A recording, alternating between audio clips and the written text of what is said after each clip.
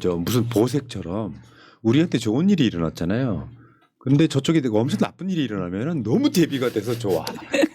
야, 참 나는 요게 다 담지도 못하겠는 게 얘네들이 지금 벌이고 있는 행각은 있잖아요. 내 태어나 처음 보는 그러니까 이 사람들이 진짜 이성을 잃은 것 같아요. 유일하게 지금 국민의힘에서 이성을 가지고 생각하는 사람은 김문수밖에 없는 것 같습니다.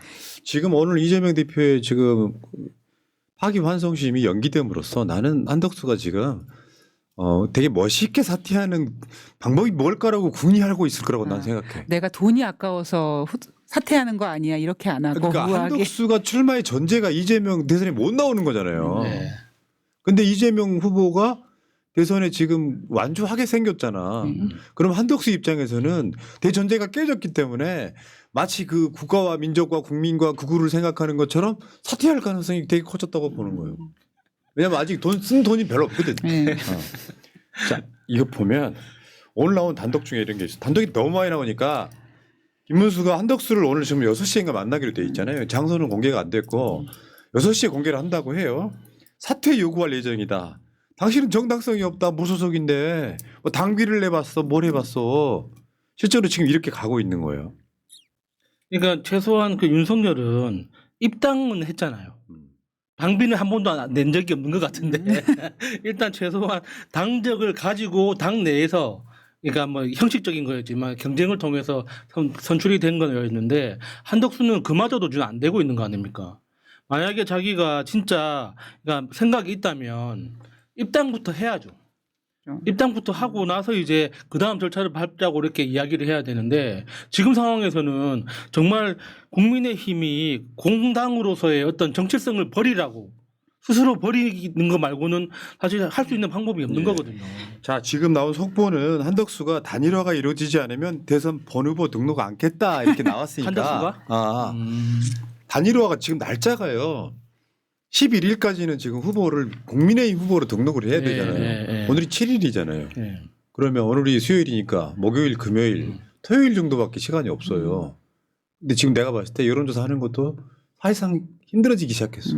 그러니까 사실 한덕수의 그 말을 솔직하게 다른 말로 바꾸면 내 돈 생돈 3억 못 낸다. 그렇죠. 어떻게 내 생돈 3억을 날리니. 근데 이게 지금 우리가 개꿀잼으로 보고 있는 건 맞는데요. 생각해 보면 한동훈이나 김문수나 홍준표나 안철수나 모두 뭐 토론을 통해서 다 경선을 통해서 국민의힘 어쨌든 대선 후보로 올라오지 않았습니까?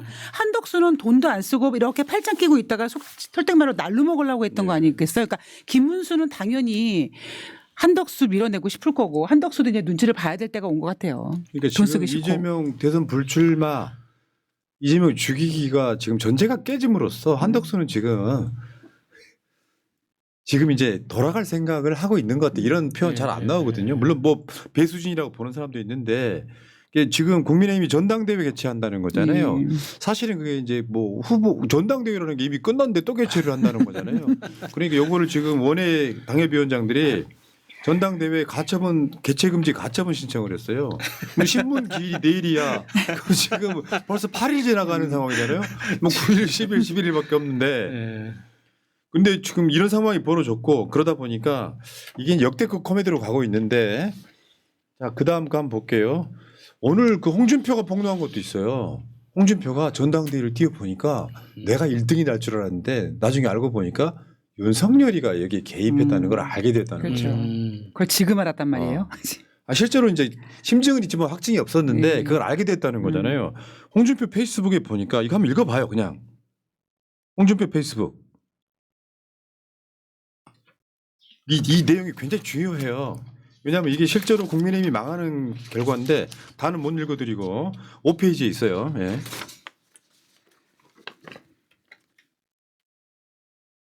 제가 읽을게요. 준비 안 된 분들하고 방송 못 하겠다. 자, 저거. 여기요? 아니 그게 아니고 여기 뒤에 우리가 준 거를 읽어야지 왜 자기가 갖고 온 거 읽어? 왜 그러십니까 진짜? 그다음. 자, 읽어볼게요. 자, 처음 경선에 돌입해서 국회의원 48명, 원외 당협위원장 70여 명 지지 확보했을 때 국민 여론에도 앞섰기 때문에 2차에서 무난히 과반수를 할 줄 알았다. 그러나 용산과 당 지도부가 합작하여 느닷없이 한덕수를 띄우며 탄핵 대선을 윤석열 재신입 투표로 몰고 가려 했을 때 나는 설마 대선 패배가 불보듯 뻔한 그런 짓을 자행했겠냐는 의구심이 들었다. 그러나 그게 현실화되면서 김문수는 김덕수라고 자칭하고 다녔고 용산과 당 지도부도 김문수는 만만하니 김문수를 밀어 한덕수의 장애가 되는 홍준표는 떨어뜨리자는 공작을 꾸미고 있었다. 나를 지지하던 사람들은 순식간에 김문수 지지로 돌아섰고 한순간 김문수가 당원 지지 1위로 올라섰다. 그건 2차 경선 나흘 전에 알았다. 김문수로서는 이들의 음험한 공작을 역이용했고 그때부터 나는 이 더러운 판에 더 이상 있기 싫어졌다. 그런데 왜 김문수를 비난하는가? 무상열차 노리고 윤석열 아바타를 자처한 한덕수는 왜 비난하지 않는가? 그러니까 지금 상황이 이래요. 국민의힘 깨지고 있는 게 어제 나경원이가 김문수를 지지했어. 눈물을 흘리며. 그러니까 김문수도 나경원이 묻은 상황이야. 그러니까 한덕수의 입지가 점점 줄어들고 있는데 네. 시간이 가면 갈수록 시간은 김문수 편. 그러면 이 상황에서는 김문수 대선 후보 확정 가능성이 저는 70% 이상 높아지고 있다고 생각해요. 네. 그 대전제는 이재명의 대선 출마 가능 이렇게 돼버려요. 야, 이 재밌는 이 코미디인데 어저께 보면 이런 거죠. 아직까지 김문수한테 그 당선증 쉽게 표현하면 후보증을 발행을 안 하고 있다는 거잖아요. 이런 씨발놈들 진짜. 아, 이런 상황인데 이 권성동하고 권영세는 윤석열의 오다를 받은 느낌이 분명히 있죠. 그렇다 보니까 김문수 입장에서는 엄청 개빡칠 수밖에 없을 거다. 그러니까 지금 권성동, 권세 누굽니까? 권영세. 권영세 이 두 사람이 하는 행동을 우리 전문 용어로 개아리를 튼다고 하잖아요. 그러니까 개아리를 튼다는 게 또아리를 튼다는 것처럼 자리를 잡고 이게 방해한다는 뜻 아닙니까? 제대로 개아리가 뭔지를 지금 보여주고 있습니다, 진짜. 그러니까 지금 김문수는 제가 계속 말씀드리지만 당무 우선권이라는 게 민주당도 지금 그런 거예요. 후보 중심으로 선대위가 만들어지잖아. 사실상 평상시 같으면 당대표 역할을 후보가 하는 거예요. 그렇죠. 예전에 그게 윤석열도 그랬죠. 그게 당무 우선권이야. 근데 지금 비대위원장하고 원내대표란 놈들이 나서갖고 딱 하는 꼴을 보니까 내가 대선 후보로 지금 경선을 3차례나 해갖고 후보가 됐는데 나를 끌어내리려고 해. 기분 그러니까 나쁘지. 한덕수 프로필 사진을 몰래 찍고 있다는 그런 소식 같은 포즈로. 네. 자, 그러니까 내가 단일화 주도해야 니들이 뭔데 나서도 내가 양보도 내가 하는 거지 이렇게 정확하게 부딪혔고요. 그러면 우리는 전당원 투표를 붙일 거야라고 또 권성동 등이 좀 나서는 상황. 이건 좀 힘들고요. 어저께 개코메디 이런 거 아니었어요? 국민의힘 당 지도부는 김문수 만나러 대구 가고 김문수는 같은 시간에 그거 보자마자 난 서울로 가고. 진짜 노래 가사 아닙니까? 너는 하행선 나는 상에서. 송대관 선생님 돌아가신 걸로 아는데. 어제 보니까 지금 뭐 7일 날 오늘 단일화 찬반 조사하겠다. 실패하면 비대위원장 사퇴하겠다. 그리고 뭐 김문수는 당무 우선권 발동해서 7일 실시 여론조사 즉각 중단하라 이렇게 됐단 말이죠. 저거는 당이 깨지는 소리죠. 당이 깨지는 소리. 그렇죠. 당무 우선권은 당연히 그 대통령 후보한테 주어지는 건데 그렇죠. 당무 우선권을 발동한다고 이렇게 이 표현 자체를 쓰는 것 자체가 작동을 안 하고 있다는 뜻이잖아요. 그 말도 안 되는 짓거리 하고 있는 거예요. 내가 봤을 땐 그런 거야. 그게 아까 범인이 누구라고? 윤석열이라고. 윤석열. 홍준표가 폭로했잖아. 윤석열이가 뒤에서 한덕수까지 포함해가지고 야 우리 내가 그러니까 이런 거지. 그거 내가 그 희대한테 그 이재명 출마 못하게 할 테니까 그 영감탱이 출마하세요 이렇게 되는 거냐. 그리고 나서 당신이 그 대통령 되고 나서 나 그냥 무죄로 만들어주면 됐잖아 이렇게 된 거야. 되게 쉬운 이야기야. 간단히 말해서. 아 님이. 그래야지만 내란죄에서 벗어날 수 있으니까. 네. 그리고 어저께 이제 애들이 생쇼를 합니다.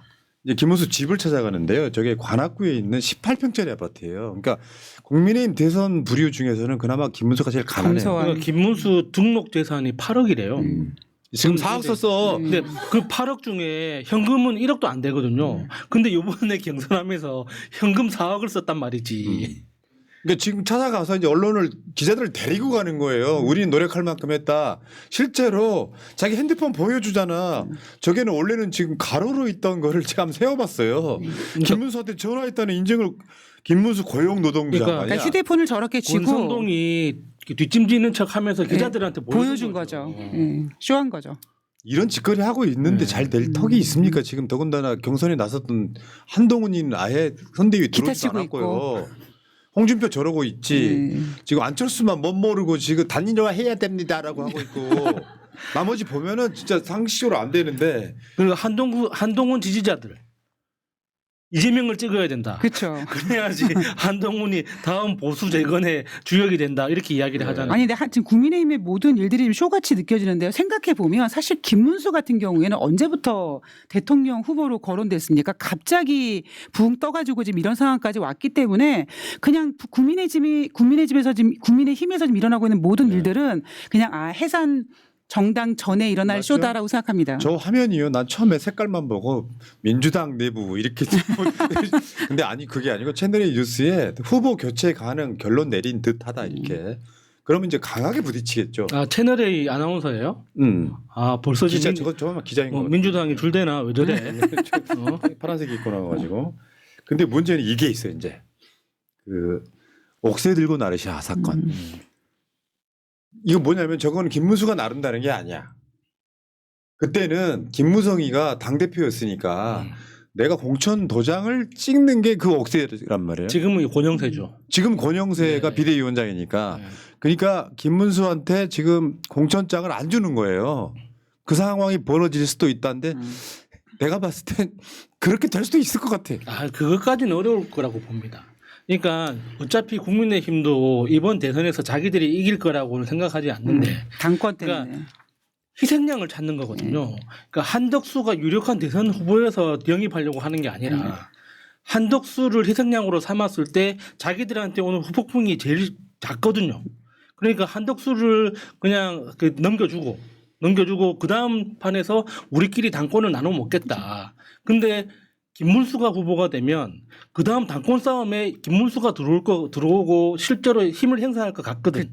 그러니까 김문수가 불편한 것 뿐이에요. 그래서 한동훈을 떨어뜨리려고도 애썼던 이유가 한동훈보다는 김문수가 낫다라고 했기 때문에 후보를 올려놓은 거 아니겠습니까? 맞죠. 한동훈 막으려고 네.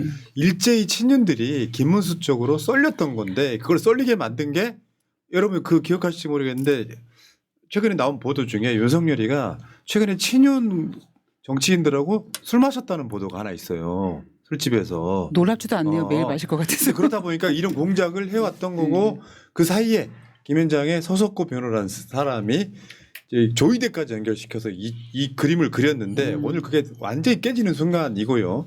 근데 내가 봤을 땐 그래요. 국민의힘 주류라고 하는 친년들이 권성동, 권영세가 김문수를 너무 만만히 본 거예요.